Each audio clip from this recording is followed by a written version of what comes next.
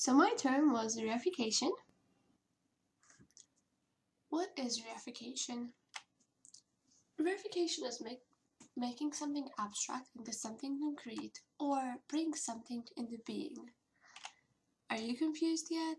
It's okay, the definition is a little bit confusing, but the example is going to make it a little bit more clear. So let's take a look at some examples.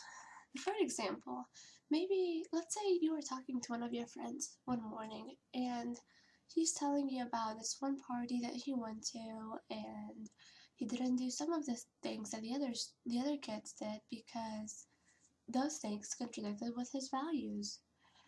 To this, you might say, "Oh, I see your point," but really, you don't see his point. You understand what he's saying, but you don't see anything.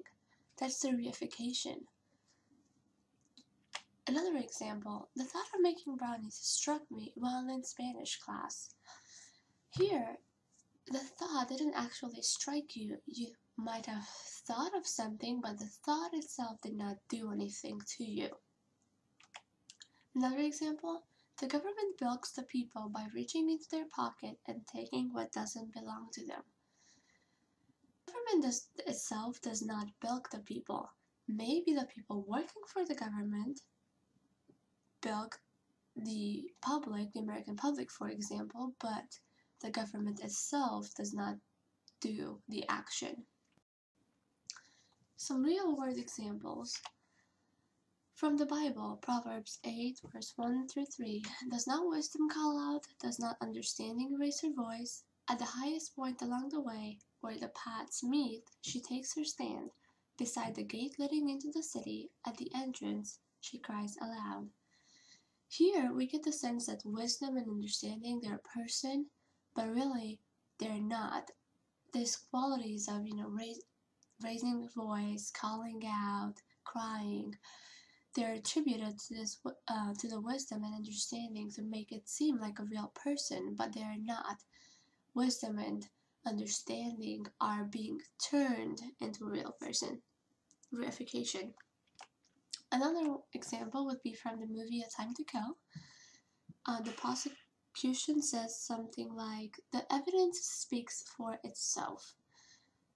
While we hear this very often in law, the evidence does not speak. The evidence might lead people to think that the accuser is guilty or is not. The accused is guilty or is not accused of the crime, but the evidence itself does not speak.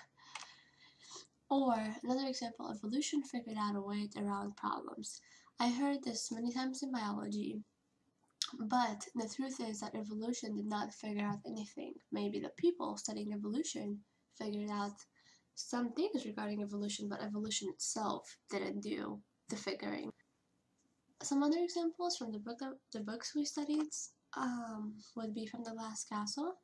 Brian yanked the covers back. Lying on her mattress next to Mom was one of those huge family-sized Hershey chocolate bars, the shiny silver wrapped pulled back and torn away. She'd already eaten half of it.